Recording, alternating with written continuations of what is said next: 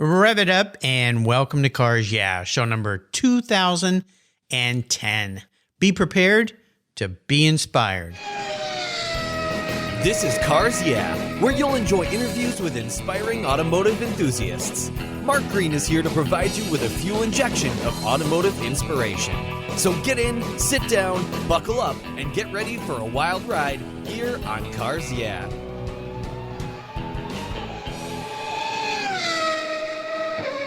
Hello, inspiring automotive enthusiasts, and welcome to Cars Yeah. Today I'm with my neighbors to the north in Calgary, Alberta, up in Canada, with a very special guest by the name of Graham Heeps. Graham, welcome to Cars Yeah. Do you have any gear, and are you ready to release the clutch? Definitely, Mark. I'm looking forward to it. Thank you. All right. Yeah, we'll have some fun. Now, before we get started, I want to ask you a question I ask all my guests. What's one little thing that maybe most people don't know about you? Probably that I have a collection of about 5,000 toy and model cars. What? 5,000? Oh, my gosh. Well, by toy collector standards, that's not actually that many, but it's still quite a few. That is incredible. Yeah. Well, I used to have a lot more of those, and I've just kind of ran out of space. And I went through a period a little while ago, a couple of years ago, where I sold a whole bunch of them. I had so many that were in boxes and weren't on display. And, you get kind of, unless you have these nice cases for every little one, you get tired of dusting all those cars and so forth. So I sold a lot, and I gave a lot away to friends who had kids to kind of get them into, the smaller die-cast cars. But I kept the special ones, the bigger models that are very detailed. CMC makes some really nice models, and I had a few from some other guests. But do you have a particular mark that you like to focus on? Not particularly a mark. Most of what I have are Matchbox. That was just what I had as a kid growing up, so I kind of carried on buying those. So I guess probably of the 5,000, probably 3,000 a Matchbox, something like that. Oh my gosh. Well, I still have all my old Matchbox. I think I have about 150 or something like that. And they're in these boxes that I got when I was a kid that were carry cases by Mattel. Yeah. And so I always thought I would save them for my kids. Well, neither of my kids were really that much into cars, so they never got to play with them. But I've got a grandson now, so maybe he'll be the one that will play with them next. But my wife always says, well, you won't let him play with them because yours are all perfect and you'll be afraid he'll smash them across the kitchen floor. So maybe I'll loosen up a little bit. That's a pretty familiar story, I think. Yeah, kind of so. Well, I still have my very first one. My dad bought me a Jaguar XKE, the red coupe, which you probably... Yes, I have one, yeah. Very nice. Have one of those. Yeah, that was the first one he bought me when I was probably 4 or 5. Went to the hardware store in his 49 MGTC, and I still kind of remember that ride, and he bought me one of those. I think they were like 40 cents back then or something like that. Yeah, they're a bit more than that now. Well, some of them, yeah. Some of them become very collectible. I've had some amazing collectors on the show. Well, let's talk about what you're up to, because you did a pivotal switch in your career, which is very cool, and you've got a new ebook out. So let me give you a proper introduction. Graham Heeps is an automotive writer based in Calgary, Canada. As I said, growing up in the UK, he was fascinated by cars and racing. And after working in the IT world, Graham has turned his passion into a career by taking a job writing about cars and car technology, later editing trade magazines about vehicles, engineering, and motorsports. Having moved to Calgary in 2015, he now writes freelance for magazines, websites, and companies in Europe and North America, and blogs about toy cars. Gee, I wonder why. I guess he's got a few references there in his home. In December 2021, he published 20 Great Erase Cars, a title of his first new series of ebooks for children. Sounds like something I can share with my grandson. That'll be fun. We'll be back in just a moment, but first a word from our valued sponsors. So give them a little listen, and we'll be right back. My friends at Covercraft offer you 10 different options. That's right, 10 for your vehicle's protection. You can choose from Weather Shield HP, HD, Sunbrella, Ultratect, Reflect, Form Fit, Custom View Shield, and their newest 5-layer all-climate cover, 3-layer moderate climate cover, and a 5-layer indoor option. You have all sorts of ways to protect your car. All of these are custom tailored by Covercraft's talented craftspeople. It's the form and fit with the quality to attention to detail that's been their standard since 1965. Surface protection is the best way to preserve the investment you've made in your vehicles. It's what I do. Covercraft protects cars, trucks, motorcycles, RVs, trailers, and watercraft too. I have a Covercraft cover for every one of my vehicles, and I've got a deal for you. If you use the code YEAH21, YEAH21 at covercraft.com, they'll give you 10% off your order, plus you get free shipping. That's right, 10% off and free shipping. Just use the code YEAH21 at checkout. Covercraft, protecting the things that move you. I was talking with a buddy of mine the other day, and he asked me about American Collectors Insurance. He said, "While I listen to you on Cars Yeah, you're always talking about agreed value collector car insurance. Well, I insure all my cars on my regular auto insurance policy, and I've done it for years. Why use a different company for my collector cars? I get a multi-car discount. Isn't that good enough?" I suggested he call his carrier and ask how much he would get if his collector car was totaled or stolen. He called back and said, "Boy, that was a scary conversation. The value of my car wasn't even close to what it's really worth." Thank you for the education, Mark. So don't just hope for a fair claim settlement. Be certain and know exactly what you'll receive with an agreed value policy. American Collectors Insurance has been protecting enthusiasts since 1976. Give them a call today for your personal agreed value quote at 866-ACI-YEAH. That's 866-224-9324. Tell them you're a friend of Mark Green's at Cars Yeah. American Collectors Insurance, classic car insurance, designed by collectors for collectors, automotive enthusiasts just like you and me. They're the ones that insure my car. That's American Collectors Insurance. All right, Graham, we are back. So I want to dive a little deeper into the corner here and talk about, first of all, this pivotal switch you made in your career, because that's a pretty brave, bold thing. But I've had a lot of guests on the show who've done that because they were in a world that they liked, but it wasn't their passion, which was automobiles. So talk about that transition you made, and then we'll dive into this book you've produced.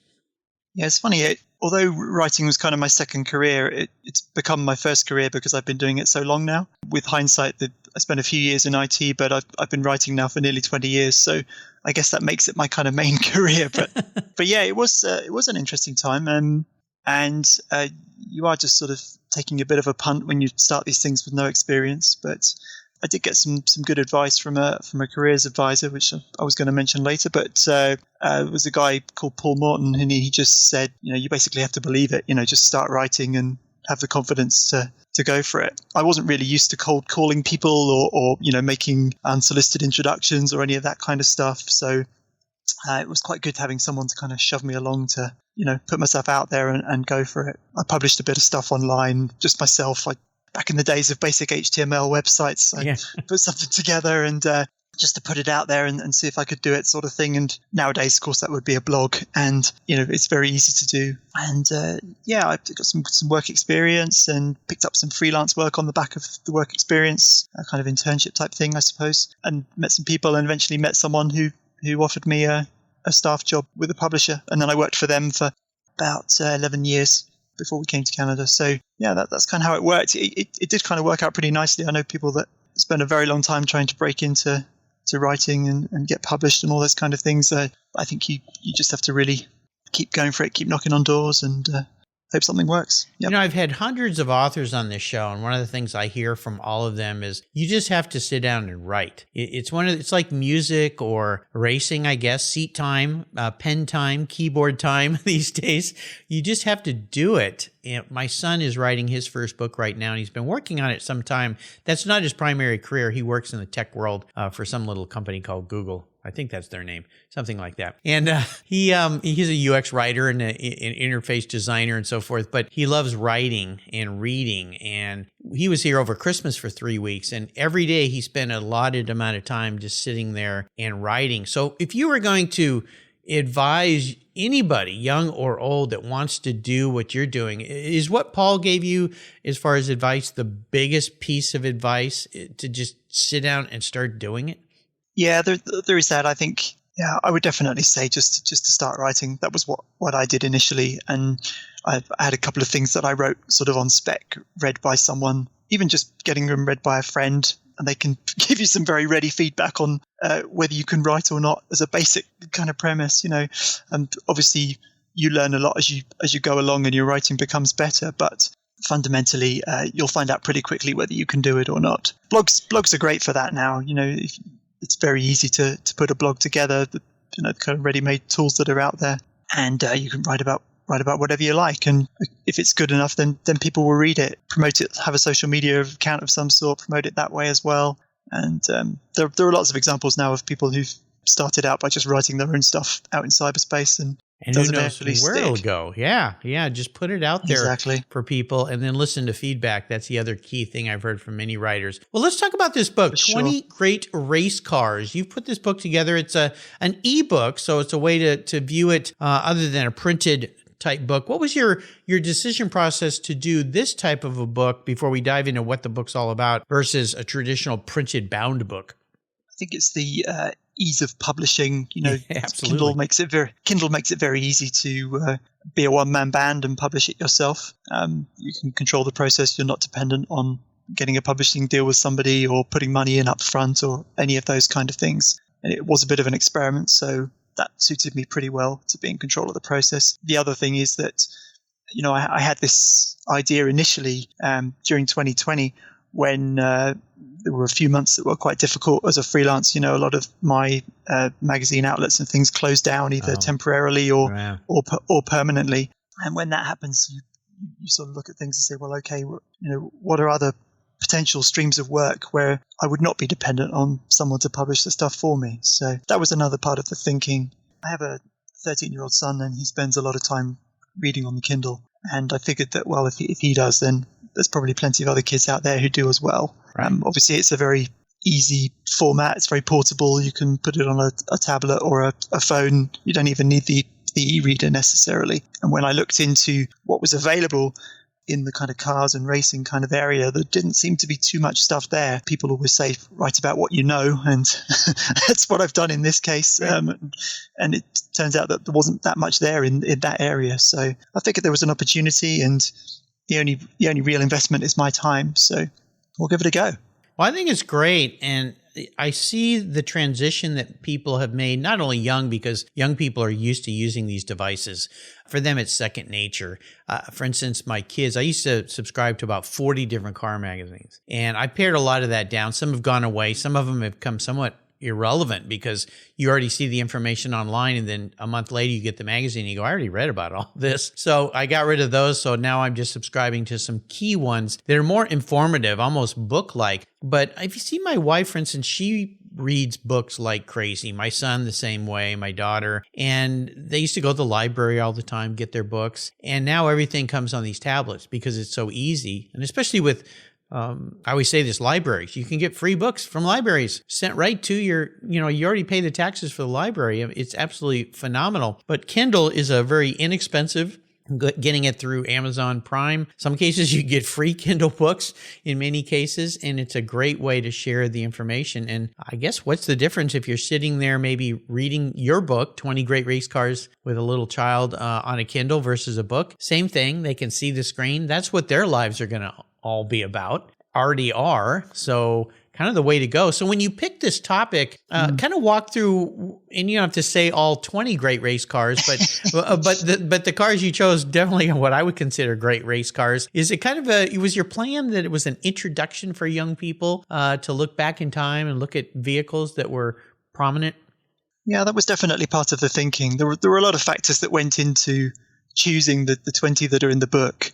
I should say that it's not supposed to be the 20 greatest of all time. It is just 20 great. Yeah. 20 greats. Yeah. Actually, the place I started with picking the list was photo availability. And the bedrock of it was my own photo collection built up over a couple of decades. And, going back to the point about, trying to be in control of the process all the way through. Right. I figured if I could use my own photos for the bulk of it, then that was a good starting point. You then have the toy car side. So each chapter about a car in the book also has a section about how you can get a toy car version, or Hot Wheels, or a Matchbox, or whatever. And so I then looked at the toy availability side as well. So we had to have pictures. We had to have an easily accessible toy. I'm not talking about a high-end model that a 10-year-old is never going to go and buy. I'm talking about a Hot Wheels that they're going to be available for a couple of dollars or something.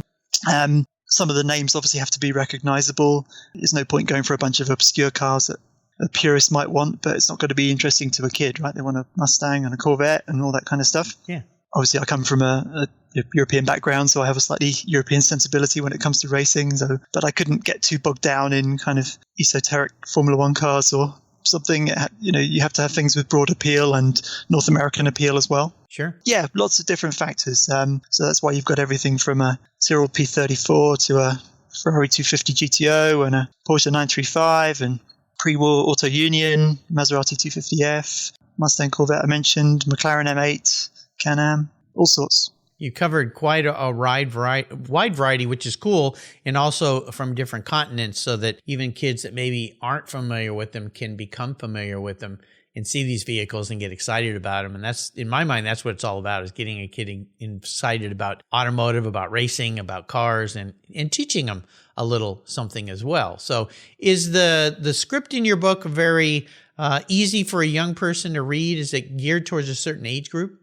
Yeah, it was difficult to pin down an age group. I wanted to keep it accessible to younger kids, but at the same time have enough depth there for someone who was slightly older if they wanted to read in a bit more detail. So I'm saying that the age range is probably around 7 to 13. And I'm guessing, for the younger kids, they're probably going to be reading it primarily with a parent. Maybe some of the older kids will read it by themselves, right?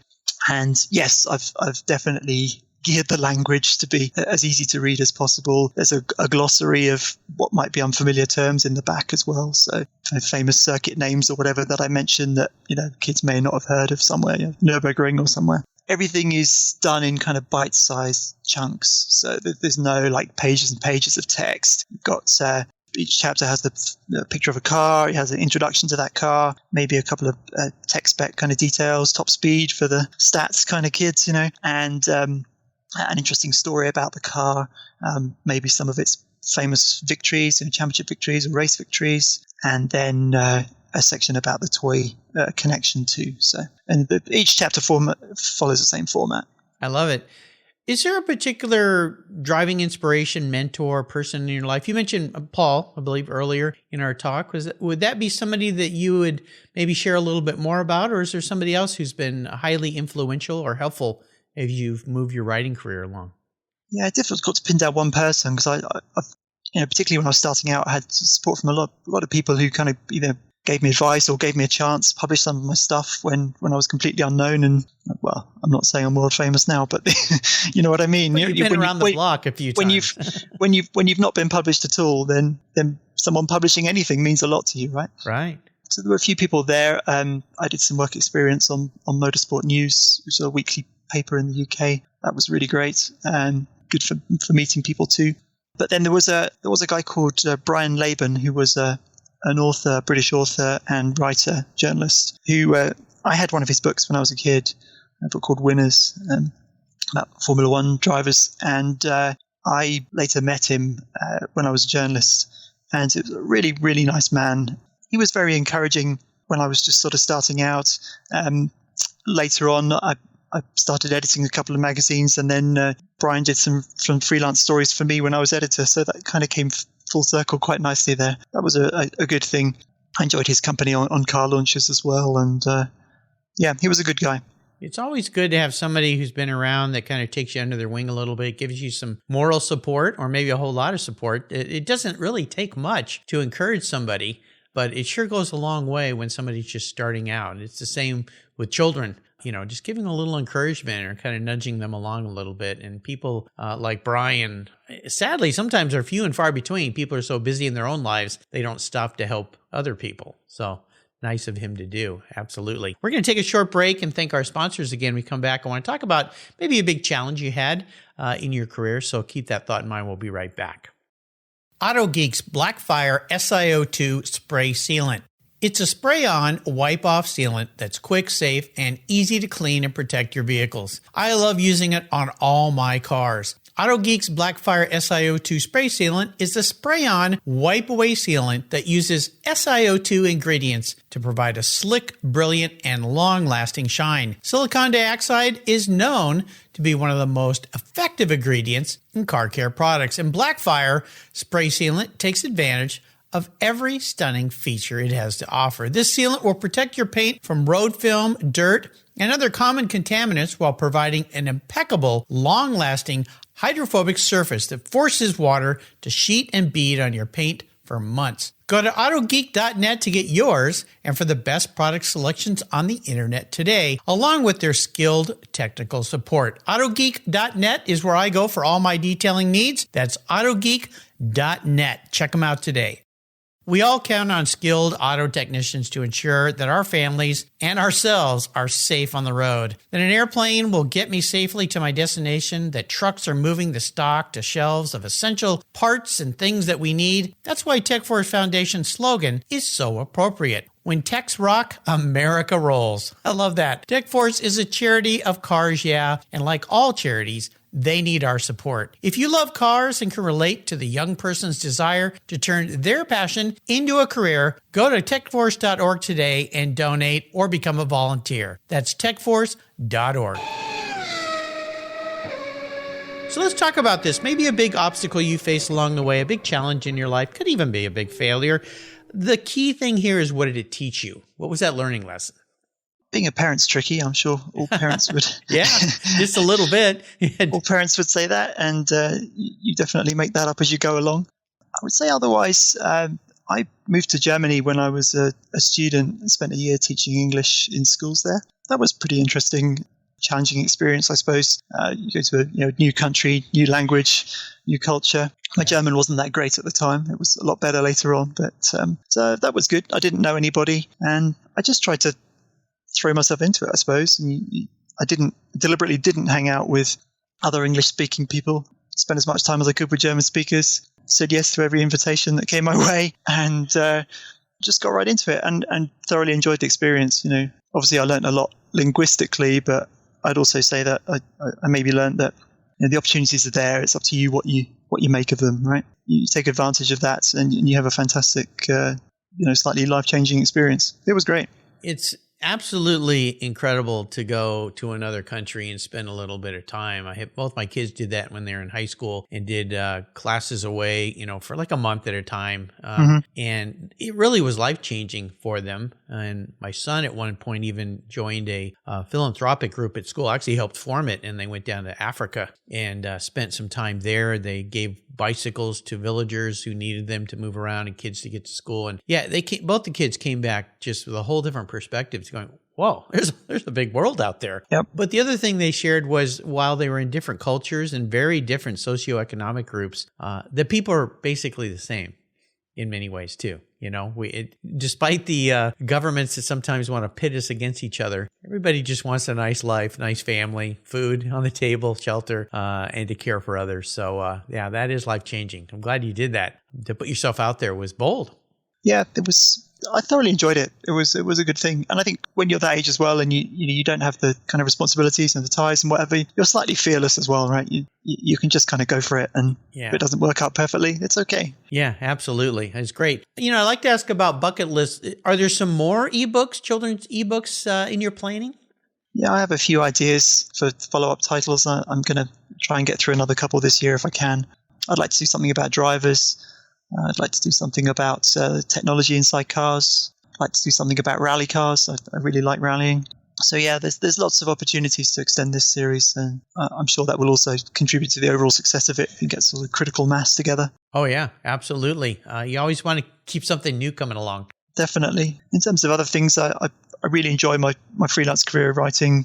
Obviously, Calgary is not really the hub of the automotive world, but it's a nice place to live, and there's lots of interesting cars around if you look. It's also very easy to travel places to the West Coast or down into the States or whatever, to go to car shows and events and things. There's still plenty of places on my car bucket list, as it were. I've been to Daytona a couple of times, but I've never been to the 500. I've never been to Indy 500, Pebble Beach or Le Mans. Some of these places are all still out there to be seen. So lots to do. Yeah, there's lots to do, that's for sure. And as slowly, not as fast as we'd love, the world starts to reopen a bit, we can all get out there and enjoy this a little bit more. So looking forward to some improvements here in the new year. Let's talk about a special vehicle story for you. Is there a special vehicle in your life that you've had? And if so, what was it? And maybe share a story about that ride. Sure. So back in the UK, we had a 1972 Alfa Romeo Berliner. Ooh. And I'd had a previous Alfa Romeo, and I'd always wanted a classic. I'd had a modern one, and we bought this one in 2008. We had very small kids at the time, one already and one on the way, and this was a four-door sedan, so you could put the child seats strapped in the back and take the kids with you when you went to shows and things. It was lots of fun. That car is rather boxy, I guess. Yeah, that's the one, say. Yeah, kind of like if you think about the 2002 BMW or some of the other cars that are kind of like little sedans, I guess. Yeah, that's right, yeah. Yeah. It was mechanically quite an advanced car for its time, twin-cam engine, disc brakes, but it was fun. I mean, people always laugh about Alfa Romeos and the reliability and all that kind of fun, and we had a few stories there too, but it was great. I got involved with the Alfa Owners Club in the UK, met some very nice people, and had lots of fun weekends away at shows and things. It was good. Giugiaro design by Bertone, right? It was a Bertone, yes, yeah, it was. Which is pretty cool. And that car has an interesting line that comes down. It's got that beautiful Alfa front end with the 4 headlights, if I remember right. But it's got this curve about it. It kind of goes from the front end where it comes down and kind of across the back, just a little bit of a touch there. So it's got this little bit of an elegant feel, to it. And I think they made those in like 1700 cc or 2 liters. So they're different motor options. That's right. There was a 1750 or a 2 liter, and we actually had a kind of mongrel. It was it was originally a 2000, and had several engines go on it in previous owners, and it ended up with the 1750 in it, which we had for the entirety of our ownership. Nice thing is I'm still in touch with the guy who has the car now. Oh wow! And he's recently put a 2 liter back in the car to restore it to its original spec. So that's fantastic. Very cool. Yeah, very neat little car. So I'm going to be your car psychologist today, Graham. I'm going to crawl into your skull a little bit. If you were manifest as a vehicle, what would you be? But more importantly, why?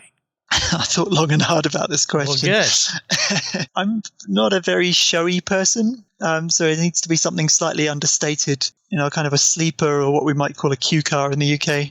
But also, I feel like I'm quite a capable person if I turn my mind to something. Uh-huh. So it needs to be a car with a bit of hidden depth. I'm going to go for a second generation Ford Mondeo, which is a family sedan hatchback wagon. There was a couple of versions sold in the States, the Mark 1 as the Contour or later ones as a Fusion. Oh. But on the Mark 2, there was a performance version, the ST220.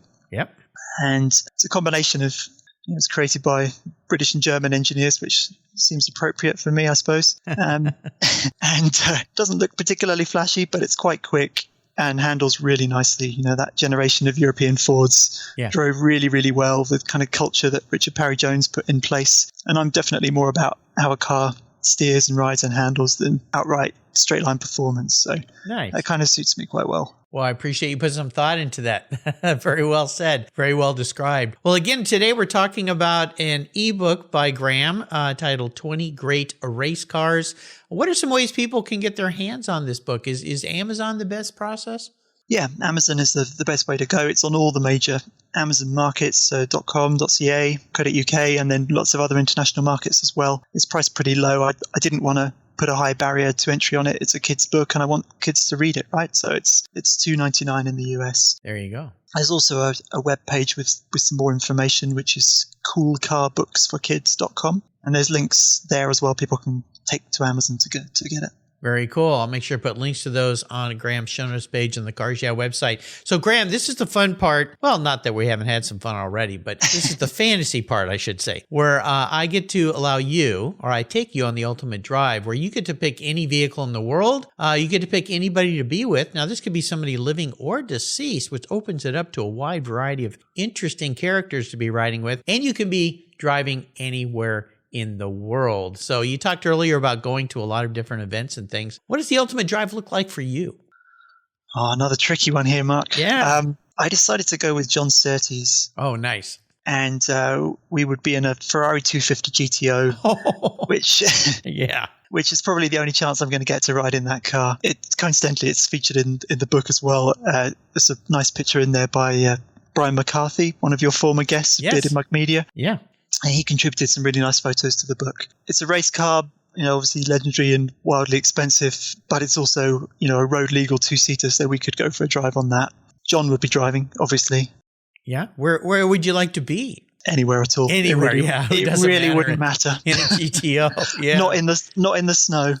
No. There's some beautiful roads up in Canada. I've done some rallies and tours up there in Porsches that are just spectacular. The scenery is wonderful, long as it's not in the wintertime. That makes it a little dicey, especially dicey in a Ferrari 250 GTO, but that would be quite spectacular. And then I just saw something online about some highways in Scotland that just look incredible, the beauty of the land up there and so forth. So, yeah, there's a lot of options there. Yeah, there's a lot of options there. And I do miss kind of British back roads, the kind of narrow winding stuff. There's a lot of big wide open stuff here in Calgary. So maybe something like that would be nice. Yeah, you think? Especially in a GTO with John Surtees. Very cool. I like it. Well, you've taken us on a fun ride today. I wonder if you could leave us with some words of wisdom, words of inspiration, mantra, or some kind of saying that means something for you. Sure. I've forgotten, to be honest, where I first heard it. It was a very long time ago. But there's a quote from a guy called Wilson Misner, who was a sometime playwright, generally sketchy character, wheeler and dealer, around the turn of the 19th, 20th century. And he said, be nice to people on the way up because you'll meet them on the way down. Yes. I've always tried to live my life like that, but certainly professionally like that. Don't burn your bridges. Always treat people properly. And if they've messed you around, or a stream of work has stopped, or promised commission hasn't quite come through, or whatever it is, then you should always maintain those relationships. Going back to your point earlier about advice for people starting out, one of the things I did was always to write down every contact I made. Keep a record of who was who and what they were doing, and always hang on to those numbers and those email addresses. And there are so many times when things have kind of come around later. People have moved jobs, or budgets changed, or people have worked through whatever issues they were going through in their personal lives, or whatever it is. And more often than not, an old contact will come up trumps later on. So yeah, definitely be good to people, treat people properly, I think. Yeah, it's the old golden rule. Do unto others as you would have them do unto you. It's pretty simple. Sadly, not a lot of people do that. But I tell you, these days, the way we can keep contacts, I have people all the time as I'm seeking people to be on this show. And I just had one last week where the gentleman reached out to me, and I went back and went, oh my gosh, I met him at Pebble Beach in like 2012 and used that as a contact back point saying, yeah, I met you on the lawn in 2012. And now, honestly, I didn't remember that, but it was in my contacts. And turns out he had a special car there, and I wrote that down in those contacts. So yeah, it's not that hard if you take the time when you come across people to reconnect with people. You just have to take a little bit of time, and because my memory doesn't seem to be what it used to be. So that's what happens, I guess, as you get older. How are many ways that people can learn more about you, Graham? There's all sorts, I guess. So my main kind of professional website is grahamheeps.com. That's Heeps with a double E. And then there's a dedicated page there for the children's books, which is the coolcarbooksforkids.com. I'm on Twitter at Graham Heeps, LinkedIn, Graham Heeps. I also have an Instagram account for my toy car stuff, which is diecast215. There you go. I'll put all these links on Graham's show notes page so that you can keep up with him and follow him and get your hands on this cool book to share with a young one, or just enjoy it yourself. That's a way to do that. I want to do a shout out to Brian Mccarthy, who you mentioned earlier. He's the one that introduced me to Graham. Brian, thank you. He's a past guest here from the Bearded Mug. That was very kind of you to do, Brian. So thank you so much. Graham, thanks for being so generous today with your time and your expertise and sharing this cool new book. I can't wait for the next one, especially since I'm a grandpa now, so I can start to indoctrinate my grandson into the car world as my daughter's eyes roll back in her head. But she knew that was coming, so that's what's going to happen. Until you and I talk again, my friend, I'll see you down the road. Thanks a lot, Mark. You're welcome. This was fun. I've discovered Linkage. It's a new quarterly publication and website that covers the automotive market, driving, restoring, collecting, and discovering your passion for motor vehicles. Linkage is about experiences, opinions, and values. Linkage is an actual informed, reasoned opinion based on first-hand experiences. A talented Linkage team covers the automotive world, the people who share your passion and mine, smart, considered, rational, and experienced opinions, ones you can learn from and grow. That includes our passion that drives auctions and the collector car market. So come with me and join us on this journey And be sure to use the code CARSYEAH when you subscribe, and they'll give you $10 off. Boom! Linkage, geared for the automotive life. Subscribe today at linkagemag.com. Thank you so much for joining us on today's ride here at Cars Yeah. Drive on over to carsyeah.com to find show notes and inspiring automotive fun. Download your free copy of Filler Up, a fun book filled with gorgeous photographs of fuel filler fun, including quotes from more inspiring automotive enthusiasts. Download your copy today, and we'll see you next time on Cars Yeah.